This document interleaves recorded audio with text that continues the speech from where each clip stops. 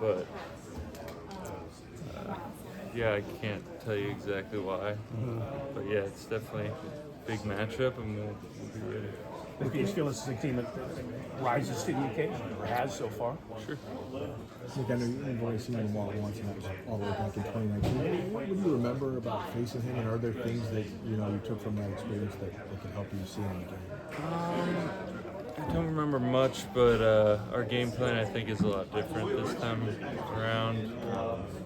I think he's evolved a lot, so he plays the game differently. So it's a different game for sure. Do you see much difference with the new coordinator there in terms of what they're asking to do from the conflict? Yeah, that's kind of the differences. I think he's trying to sit in there a little more and go through his reads, and not quite as run heavy, but they're the number one rushing team in the league, so it's obviously something we're going to have to deal with. Nick, what's the key to defending him, and how different is it than defending Kyler last week? Just taking him out of his comfort zone, taking the space out of his run game stuff, and he's their top rusher, so yeah, just making him uncomfortable in the pass game, not rushing scared, not trying to mirror like we did sometimes against some of the other mobile guys, but getting on him and wrapping him up so he can't break tackles. Nick, you've talked about rushing as one a couple times in the last month. And is there on-the-field dialogue that you and the other defensive linemen have to make sure that you're rushing as one, or is it all done in practice ahead of time? Yeah, I'd hope that we're tied in before the game, so we're not trying to make adjustments during. When it comes to that, it's just doing your job. There was a couple last week that we were on the ground and Kyler was getting out. So yeah, just being tied in, but not verbally, just knowing where your gap is. Nick, you mentioned trying to bring the same intensity every week. You mentioned hard for 17 weeks. How much do you think last week, the whole crew, but I'm sure that was the greatest defensive performance overall. How much of that was just not maybe having the same juice as you? Obviously everybody's grinding this time of year. You feel different each week.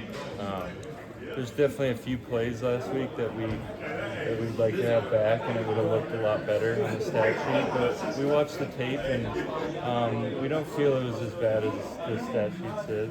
So we're just on to the next and learning from that as best we can.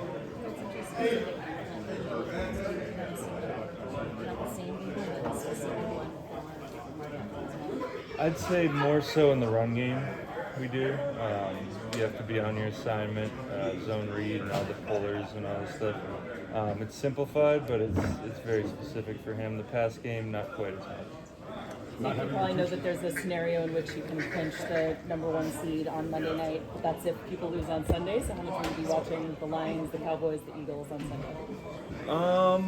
I'll be tuning in maybe if I can, but our focus is winning games.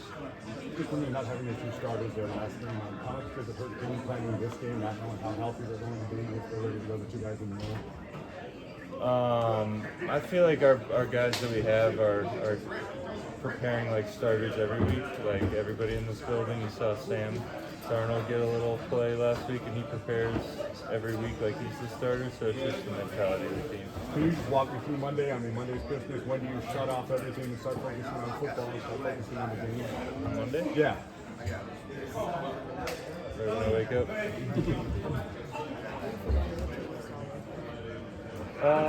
I just met him. Didn't know. Too much of a bad guy. We don't bring in those. Couple more for Nick, if any. Guys need Fred. Fred's ready.